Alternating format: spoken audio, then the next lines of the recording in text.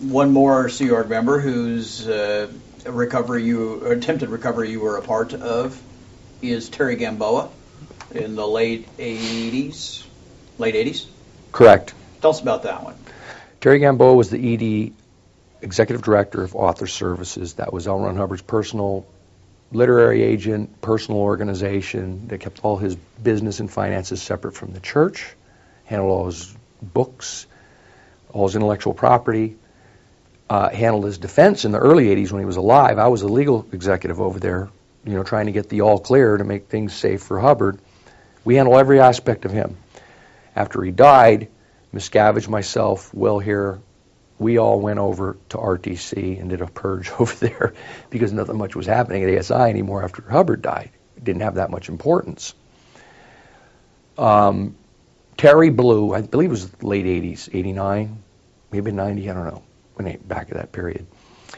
And again, this was one of those 7 Alert fire-ups because she worked intimately with Miscavige all through the all clear period, knew about all the stuff that went on with the Hubbard finances and the church finances and Miscavige personally.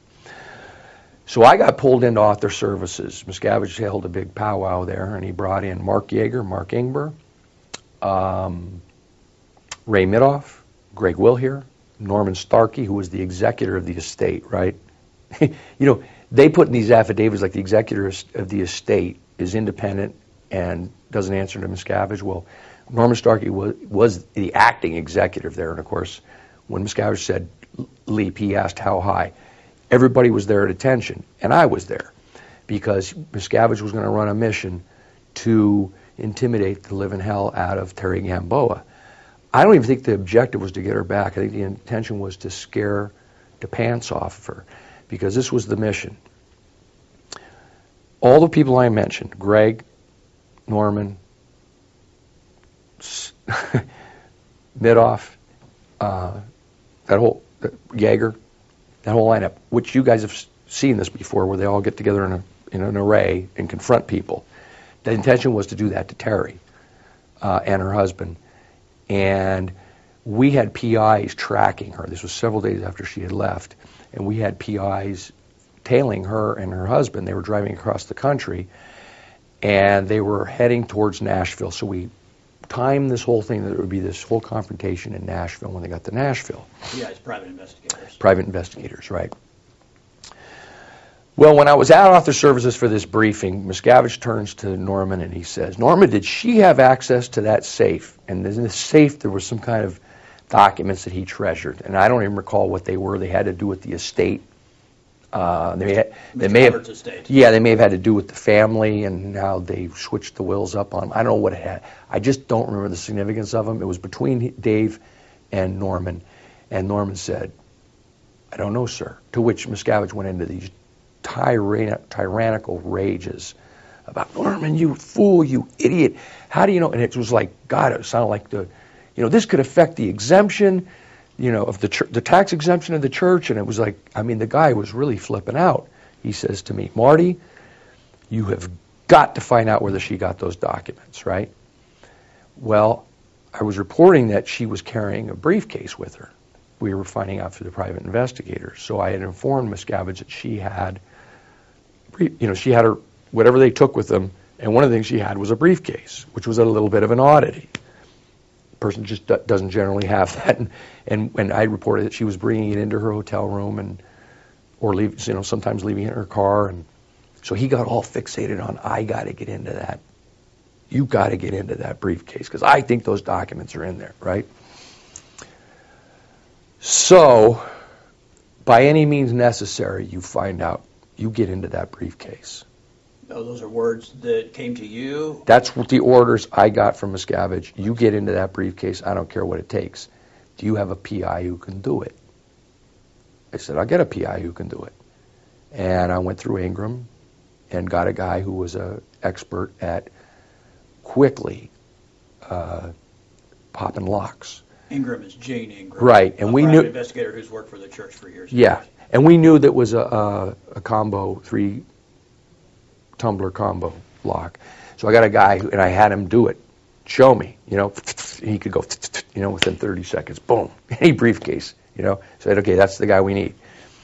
So he flew out to Nashville and with another private investigator. And my mission, the mission was this. All those big executives I told you about, we're going to get her into a room and give her what is called an SRA. That's a term that Miscavige is very proud of having developed, created, and that is now a part of the Scientology vernacular. It stands for severe reality adjustment. It means you get in somebody's face so hard that you adjust their reality. Okay? That means you get right up in their face and scream and holler and rip them a new one. Is another one that's becoming part of the vernacular. They were to give her a 6-on-1 or 2, because Fernando would be there, SRA. So she would be scared. Would never think about messing with the church. While she's doing that, Marty, you, by hook or by crook, get your hands on that briefcase and you find out if those documents are in there and you get them back, if they're there. And that's what happened. Went to Nashville. She had a room, the way I recall it was she had a room that overlooked the parking lot where her car was parked directly under it. And we were a little bit above. It was like 5 feet off the ground, the room was, a little elevated. And we met in her room, and then they said, let's go in our room, because we're not, and they diverted her across the hall, down the hall, into their room. And I had slipped a little something in her door so the door wouldn't close behind us as we left her room. And then while we were going down and the guys were piling into the other room, and they sort of blocked out the sun. There were so many of them, and they were so big compared to her. I slipped back out, went back down to her room, opened the door, gave a signal to the private investigator. He ran over. I think the briefcase was in her little Pathfinder. The guy jimmied the lock, because he was also an expert on popping car locks. Pulled the thing out. I'm watching, and I'm going back to the door to the hotel, looking down the hall, make sure she's not coming. And sure enough, she comes storming down the hall towards the room. I run over to the window. I tell the guy, beat it. He runs off with the briefcase. Terry comes into the room and starts interrogating. Marty, what are you doing in my room? What are you doing? You're up to something. You're planting. She was like accusing me of all these stuff, And I'm like, I'm just keeping cool under pressure and whatever. And I'm trying to divert her and saying, I know what you're talking about. And I'm trying to divert her back to the other room so the guy can get the job done. Long and short of it is, the guy goes down to a payphone booth down the street where there's some light, pops the lock, opens it up, sees that what we're looking for is not in there. It's just some personal papers of hers.